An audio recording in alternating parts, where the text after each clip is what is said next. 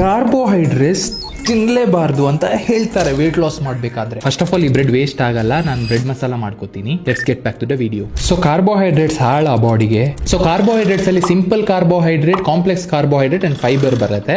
Fibre ಅನ್ನು ಬಿಟ್ಟು ಹಾಕೋಣ, ಸಿಂಪಲ್ ಅಂಡ್ ಕಾಂಪ್ಲೆಕ್ಸ್ ಬಗ್ಗೆ ಮಾತಾಡೋಣ.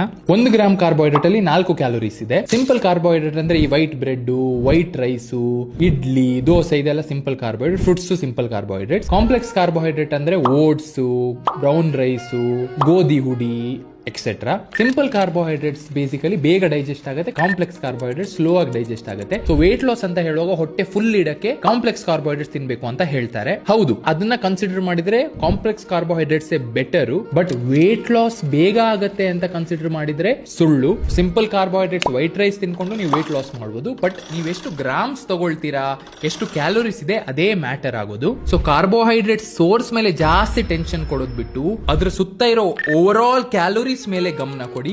ಕ್ಯಾಲೋರಿ ಡೆಫಿಸಿಟ್ ಅಲ್ಲಿ ತಿನ್ನಿ, ಆಗ ಬೇಗ ವೇಟ್ ಲಾಸ್ ಆಗುತ್ತೆ. ಸ್ಮಾಲ್ ಪಿಕ್ಚರ್ ಬೇಡ, ಬಿಗ್ ಪಿಕ್ಚರ್ ಮೇಲೆ ಕಾನ್ಸಂಟ್ರೇಟ್ ಮಾಡಿ. ಇನ್ಫಾರ್ಮೇಟಿವ್ ಆಗಿದ್ರೆ ಲೈಕ್ ಮಾಡಿ, ಶೇರ್ ಮಾಡೋದನ್ನ ಮರಿಬೇಡಿ.